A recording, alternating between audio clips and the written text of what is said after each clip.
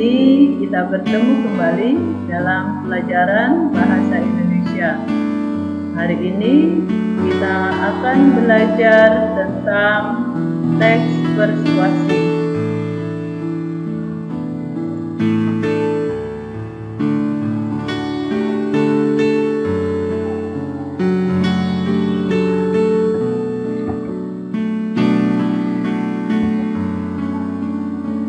Dalam teks persuasi itu kita belajar dalam KD 3.13, KD 3.14, KD 4.13, KD 4.14. Nanti anak-anak sekalian boleh baca sendiri dalam slide.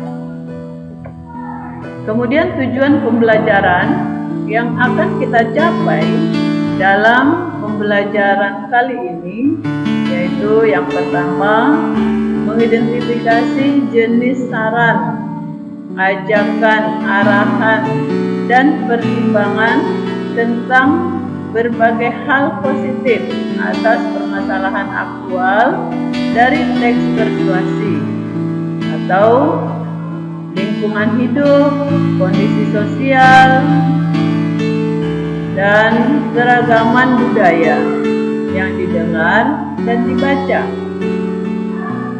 2. Menelaah struktur dan kebahasaan teks persuasi yang berupa saran, ajakan, pertimbangan tentang berbagai permasalahan aktual, lingkungan hidup, kondisi sosial, dan keberagaman budaya dari berbagai sumber yang didengar dan dibaca. 3. Menyimpulkan isi saran, ajakan, arahan, pertimbangan tentang berbagai hal positif, permasalahan aktual, dan teks persuasi, lingkungan hidup, kondisi sosial, dan atau keberagaman budaya dan didengar dan dibaca. 4. Menyajikan teks persuasi berupa saran, ajakan, arahan, dan pertimbangan secara tertulis dan lisan dengan memperhatikan struktur kebahasaan dan aspek lisan. Baiklah, sebelum kita masuk ke pembelajaran teks persuasi, mari kita tonton bersama tentang contoh teks persuasi yang berjudul "Sukses Tidak Datang Pada Orang Yang Malas".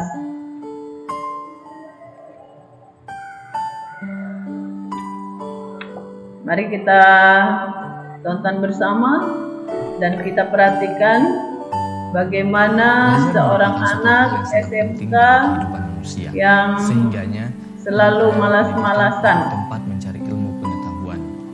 Dalam pendidikan, belajar merupakan keseluruhan proses kegiatan inti. Belajar adalah proses orang yang mencoba untuk mendapatkan perubahan perilaku secara keseluruhan. Ketika pelajaran, teman-temannya sibuk dengan membaca yang serius, namun berbeda dengan anak SMK 1 ini. Di pagi hari, dia bangun terlambat, dia siap-siap, cuci muka, tidak mandi, kemudian dia langsung siap-siap memakai seragam sekolah. Dia langsung berangkat ke sekolah. Dengan buru-buru dia berangkat ke sekolah karena dia sudah terlambat bangun. Bagaimana cerita selanjutnya? Kita akan tonton bersama.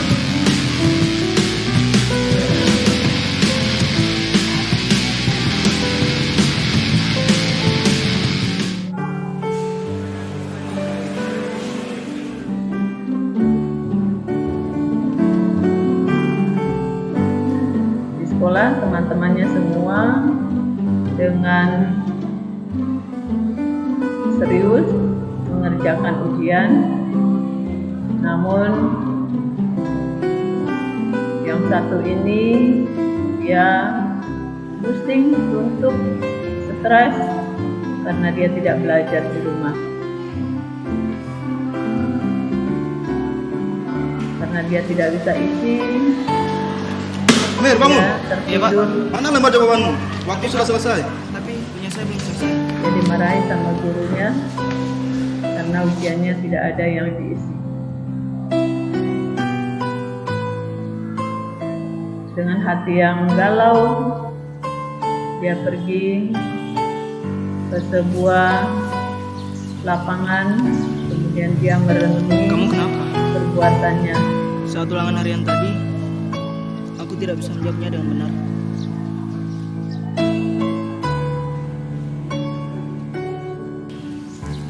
Memangnya semalam kamu belajar? Ya, belajar. Yakin? Coba kamu ingat lagi. Semalam aku WhatsAppan, terus main game Dia ingat dan apa yang nonton. dia kerjakan tadi malam. Dia bukan Tapi mempersiapkan diri kemarin aku belajar sampai ujian, selesai. tapi dia main game. Tapi sampai jam berapa? Sampai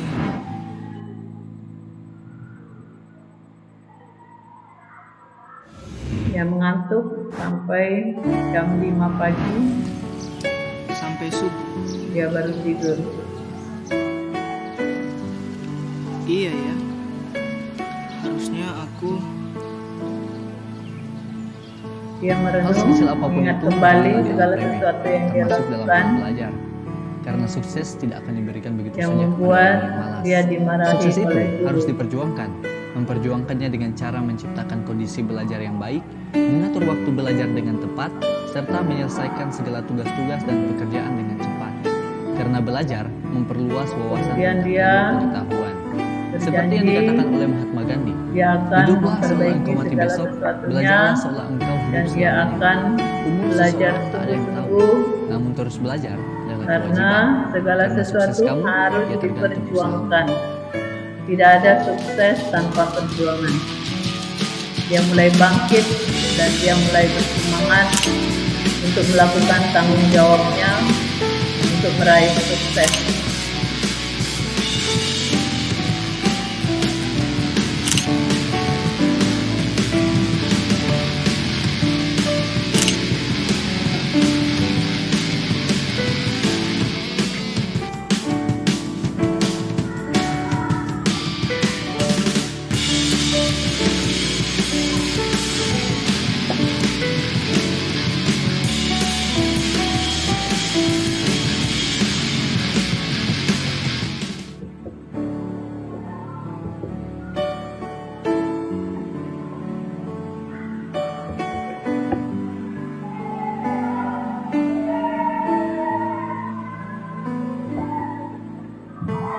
Ya, baiklah, itulah tadi contoh sebuah cerita persuasi yang sudah kita tonton bersama.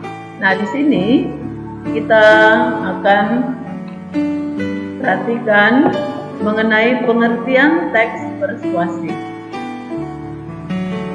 Pengertian dari teks persuasi itu adalah jenis paragraf yang bersifat mengajak, menghimbau, dan mempengaruhi dengan mencantumkan fakta, bukti, dan kalimat ajakan. Nah, itulah dia pengertian dari teks persuasi. Kemudian kita tahu tujuan teks persuasi itu apa. Tujuan dari teks persuasi agar pembaca yakin bahwa ide, gagasan, atau pendapat tersebut adalah benar dan terbukti, dan juga melaksanakan apa yang menjadi ajakan dari ide tersebut. Itulah tujuannya. Kemudian kita masuk ke ciri-ciri paragraf persuasi. Ciri-ciri dari paragraf persuasi itu, yang pertama, paragraf ini disertai alasan yang kuat, fakta, dan bukti untuk memperkuat rujukan. Yang kedua, memiliki kalimat yang bersifat mengajak pembacanya untuk melakukan apa yang sudah dituliskan dalam paragraf. Ketiga, terdapat kata-kata seperti ayo, marilah, sebaiknya, dan lain sebagainya untuk mempengaruhi pembaca. Yang keempat, paragraf persuasi umumnya akan menghindari kemungkinan adanya konflik agar pembacanya merasa dimanjakan. Ya, baiklah, kita akan lanjutkan ke jenis-jenis paragraf persuasi. Nah, jenis-jenis paragraf persuasi ini ada 4 macam, yaitu 1. Paragraf persuasi politik. Nah, ini hal-hal yang berhubungan dengan politik. Kemudian yang kedua, paragraf persuasi pendidikan. Ini adalah hal yang berhubungan dengan pendidikan, dengan motivasi.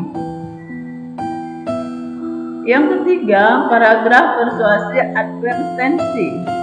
Nah, paragraf advertensi ini yaitu paragraf yang berhubungan dengan hal-hal yang bersifat adverten, ya. Yang keempat yaitu paragraf persuasi propaganda. Propaganda ini adalah sebuah paragraf yang berhubungan dengan periklanan, promosi.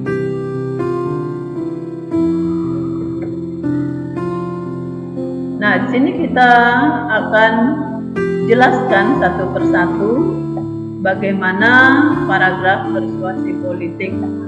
Nah, paragraf persuasi politik adalah paragraf berisikan tentang usaha mempengaruhi pembaca untuk menentukan pilihan calon politik tertentu. Misalnya, pemilihan calon partai dalam pemilu. Yang kedua, paragraf persuasi pendidikan itu adalah berbentuk motivasi, dukungan, anjuran, ya, himbauan, dorongan untuk mencapai tujuan pendidikan. Jadi ini berupa motivasi untuk rajin belajar. Yang ketiga, paragraf persuasi advertensi atau periklanan adalah memperkenalkan barang atau produk agar konsumen tertarik untuk membelinya. Ini tentang promosi produk. Yang keempat, paragraf propaganda adalah untuk menyampaikan informasi dengan tujuan pembaca dapat percaya terhadap apa yang dijelaskan.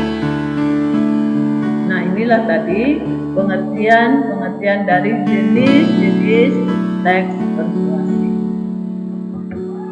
Selanjutnya kita akan bicara tentang struktur teks persuasi. Struktur yang pertama yaitu ada judul. Yang kedua, ada alinea pembuka atau istilah lain adalah headline atau bisa disebut dengan pengenalan isu. Yang ketiga, alinea penjelas atau batang tubuh dan juga sering disebut dengan rangkaian argumen. Yang keempat, alinea penutup atau ending. Di sini isinya pernyataan atau ajakan. Yang terakhir, penegasan kembali atas pernyataan sebelumnya. Nah, inilah yang menjadi struktur dari teks persuasi.